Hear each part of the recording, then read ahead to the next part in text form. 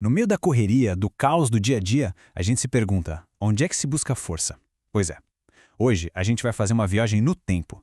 Vamos mergulhar em textos bem antigos para ver o que eles têm a nos dizer, sabe? Para ver se a gente encontra um mapa para navegar nesses tempos turbulentos. É uma sabedoria que, olha, sobreviveu séculos.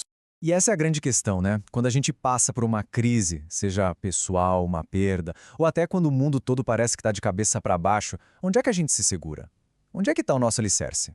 É essa busca, essa procura por um chão firme que vai ser nosso guia hoje. Sabe, às vezes a gente olha em volta e pensa, nossa, nunca esteve tão caótico. Mas a verdade é que, se a gente for olhar para a história da humanidade, ela é basicamente uma saga de desordem e incerteza.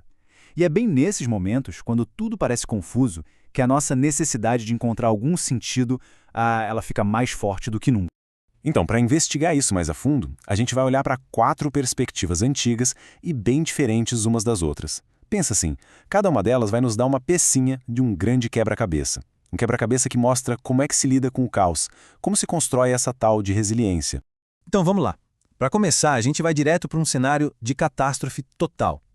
O colapso de uma nação inteira. É uma história que está lá, descrita em detalhes no livro de Jeremias.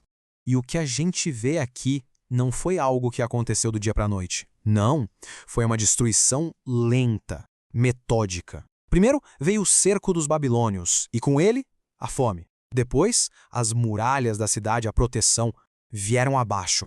E aí, o golpe final que foi brutal. O rei foi capturado, e os maiores símbolos daquela nação, o templo, a própria cidade, foram simplesmente reduzidos a cinzas. Imagina só. E o resultado disso tudo? Bom, essa citação aí resume a devastação de um jeito cortante. Não se tratava só de perder casas, entende? Foi o desenraizamento de um povo inteiro. O exílio para eles significou o fim de um mundo, o fim da identidade deles. E se pensa que acabou? Que nada. Mesmo depois da cidade cair, a bagunça, a desordem, continuou. Colocaram um novo governador no poder, mas isso só serviu para gerar mais traição, mais conspiração, mais violência. O caos, ele era teimoso, sabe? Persistente. Ok, agora vamos mudar a escala. A gente sai do colapso de uma nação inteira e entra na luta interna, na batalha de uma única pessoa. A pergunta é, como é que alguém encontra força quando o seu próprio mundo está desabando? E é aqui que a coisa fica impressionante de verdade. Olha só esse contraste. De um lado, a gente tem a realidade dura, sombria, de Paulo. Ele está preso, acorrentado, alguns amigos o abandonaram e ele está ali de frente para a morte. Do outro lado, uma mensagem de pura coragem para o seu discípulo. Ele não está dando conselho de um lugar confortável, seguro, não. Ele está falando de dentro, do olho do furacão. Então a gente se pergunta, de onde vinha essa força inacreditável? E Paulo mesmo aponta para essa convicção central. A força dele não vinha de fora, vinha de uma fonte interna, de poder, de amor e de equilíbrio. E o ponto-chave é esse, olha que forte. A mente dele era mais forte que as correntes que o prendiam. Bom, a gente já viu o caos na história de uma nação e a resposta de uma pessoa. Agora, vamos para um outro lugar, para uma base mais filosófica, mais espiritual, que a gente encontra nos Salmos. E o interessante é que eles nos dão as duas coisas, uma visão bem realista da vida e, ao mesmo tempo, uma promessa de refúgio. O Salmo 90, ele começa com uma honestidade, assim, brutal sobre a nossa condição. Essa imagem da relva é muito forte, né, que brota de manhã toda viçosa e à tarde já murchou, secou. É uma metáfora, assim, direta para a nossa natureza, que é frágil, que é passageira.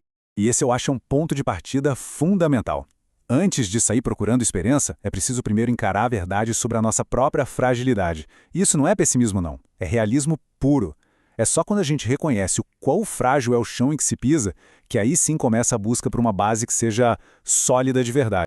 E aí, em contraste direto com essa fragilidade toda, vem o Salmo 91, que surge como uma verdadeira fortaleza. A linguagem muda da água para o vinho. De repente, as palavras são refúgio, proteção, livramento. A mensagem é super poderosa. A vida é frágil sim, mas mesmo no meio da pior tempestade, existe um abrigo seguro. Certo, para a nossa última parada, para a nossa última perspectiva, a gente vai buscar uma sabedoria mais prática, mais direta ao ponto, lá no livro de Provérbios. E o que ele nos oferece é um princípio de ordem no meio da bagunça toda. Olha que interessante esse provérbio. Ele usa uma imagem que todo mundo entende na hora.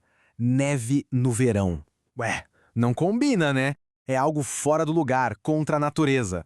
E o texto argumenta que algumas verdades da vida são exatamente assim. Honra e insensatez, por exemplo, são como neve no verão, simplesmente não se misturam.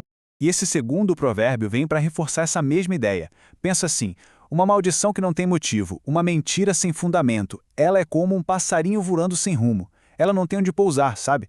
Não tem poder de verdade. É só barulho no ar, não se fixa em nada. Então, juntando esses dois pensamentos, a grande lição é a seguinte: mesmo quando o mundo parece um caos total, existem certas leis que não mudam. Leis de causa e efeito, de verdade e consequência, que continuam ali, firmes, estáveis. E encontrar essa verdade é como encontrar um ponto de estabilidade no meio do furacão.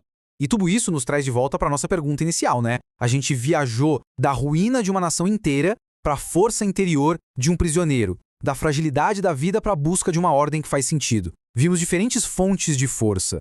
E no fim, a reflexão que fica é essa. Quando tudo, absolutamente tudo, ao redor desmorona, o que é que no fim das contas permanece firme? O que é o nosso alicerce? Fica aí a reflexão. Muito obrigado pela companhia